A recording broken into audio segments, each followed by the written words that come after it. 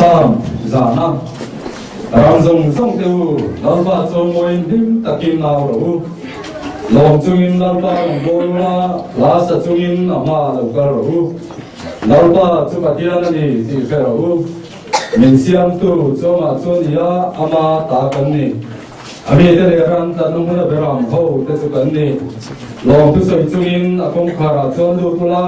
bak chungin abia ken hung chung ko la ya chon lu ro ane la long tu soi ula aming chung ko ro lalpa chu thasia amil nei na chu kum kwa ina omanga ari nom na chu chuan zong song thengin omang lalpa chu thasia amil nei na chu kum kwa ina omanga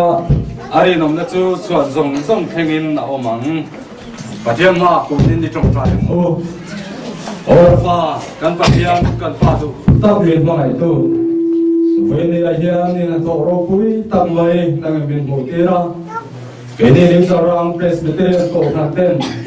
kun rei ta kan ma kan pol na kan biang na tu biang biang dim sain hun kan ma ve ni alam pa hun na hun lim om tam mai mang pe tu ra kun sa min pe ka kun om min siam sa ka bang hian ni ne na lo tu kan chi na che lalpa ve ni a hian na ro pui na le thil ti pe na song song i ta ani a khoi takin ke ni tan mal min song sakla kan hun te hero pui na tur ta na kan da na ve ni hian kan zawa in thara min po ta bang che kan lalpa i so ki start in kan di na che amen chuan report nek bây giờ là do presbytery rồi cái là chuan bây giờ là do presbytery mà thế cơ cái này nên để trong gì nào không tôi đến lâu sau gì nào cũng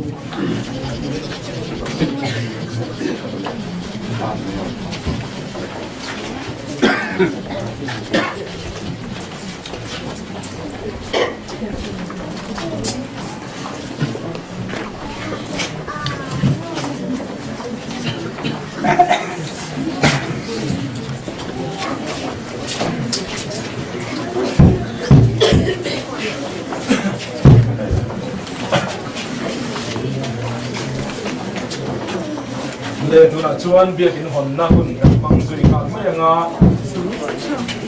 pa le tharau tiang dim mingin pathian ro puinan le biak in gi ka fonge